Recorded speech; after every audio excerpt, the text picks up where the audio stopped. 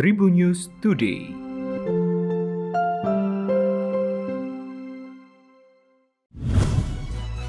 Halo Tribuners, berjumpa kembali bersama saya Delta Gonzales dalam Tribun News Podcast. Mari kita awali informasi terkini hari ini dari nasional. Politisi Partai Gerindra Fadlizon menilai nama Nusantara untuk Ibu Kota Negara atau IKN kurang cocok. Dia pun mengusulkan nama baru untuk menggantikan kata Nusantara. Menurutnya, istilah Nusantara memiliki makna tersendiri, yakni wilayah Indonesia secara umum. Sebelumnya, Presiden Joko Widodo menyetujui nama Ibu Kota Negara baru Indonesia yakni Nusantara itu. Hal itu diungkapkan Menteri Perencanaan Pembangunan Nasional atau Bappenas Suharto Monoarfa dalam rapat panitia kerja atau Panja RUU Ibu Kota Negara pada Senin 17 Januari lalu.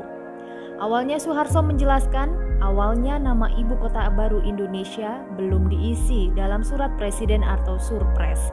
Namun pihaknya menahan nama itu karena belum mendapat persetujuan Kepala Negara. Diungkapkan Suharto, Presiden Jokowi menyetujui nama Ibu Kota Negara yakni Nusantara pada Jumat 14 Januari lalu. Lebih lanjut, Suharto menjelaskan alasan dipilih nama Nusantara menjadi nama Ibu Kota Negara baru adalah karena nama Nusantara sudah dikenal sejak dahulu dan mudah menggambarkan Republik Indonesia. Tribuners, R, 28 tahun warga Kecamatan Simo, Kabupaten Boyolali, Jawa Tengah diejek oleh oknum polisi saat melaporkan kejadian pelecehan seksual yang dialaminya pada Senin 10 Januari. R bercerita jika umpatan yang merendahkan dirinya itu dilontarkan oleh salah satu pimpinan satuan di Polres Boyolali, yakni Kasat Reskrim.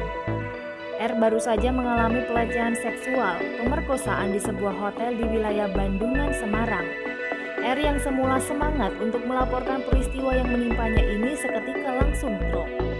Penasehat hukum R, Heri Hartono, mengatakan telah mengadukan dugaan pelanggaran etik oleh anggota polisi ini terhadap kliennya itu. Dia menyebut apa yang dialami salah satu kliennya ini adalah salah satu bentuk ketidakprofesionalan aparat penegak hukum, pelayanan sekaligus pengayom masyarakat. Sementara itu, Kapolres Boyolali AKBP Mori Ermon menyatakan telah menerima aduan adanya seorang pelapor yang merasa dilecehkan itu. Karena belum ada bukti yang kuat adanya dugaan pelecehan seksual ini, penyidik pun kemudian meminta keterangan untuk memperjelas laporan korban. Kita beralih ke kabar selebriti. Mobil penyanyi Brisya Jody dibobol maling pada Kamis 7 Januari dini hari. Tas mewah yang berisikan uang miliknya raib diambil oleh maling itu.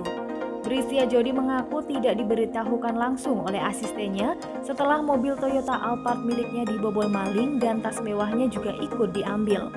Wanita 25 tahun ini mengaku membawa 2 asisten saat kejadian dan sedang menunggunya menyelesaikan proses syuting. Tak ada dendam, bahkan Brisya mengaku dirinya justru mendoakan pelakunya agar selamat setelah membobol mobilnya. Brisya Jody sempat tak percaya, sebab kejadian mobilnya dibobol maling terjadi padanya yang awalnya ia tahu lewat sebuah sinetron.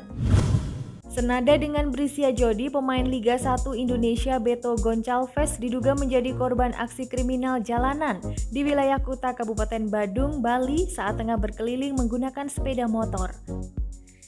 Beto, pemain Madura United, mengalami kejadian itu saat tengah melintas menggunakan sepeda motor di seputaran Jalan Basangkasa, Legian Kuta pada Minggu 16 Januari malam. Menurut informasi yang beredar di Jakartmaya, Beto dikabarkan menjadi aksi penjabretan oleh 2 orang yang datang dari belakang menggunakan sepeda motor lalu menarik kalung miliknya. Saat kejadian, Beto berkendara bersama sang anak. Aksi kriminal jalanan bahkan membuat keduanya hampir terjatuh. Hal itu diketahui dari postingan sang istri di media sosial Instagram, Dewi Costa, yang kemudian diteruskan kembali oleh Beto melalui akun medsos miliknya.